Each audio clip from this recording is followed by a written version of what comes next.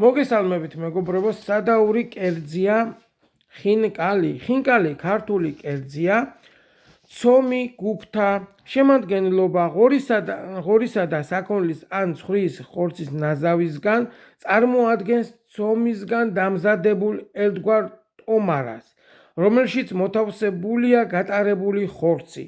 მომზადება ხარშვის წესით, ტემპერატურა, სერვირების დროს ცხელი. ეხლა გაგაცნობთ ისტორიას.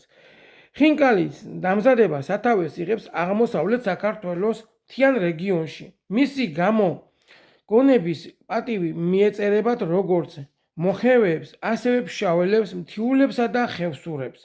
უძველესი წესით ხინკალი მზადდება მსხვილად დაკეპილი ხორცით.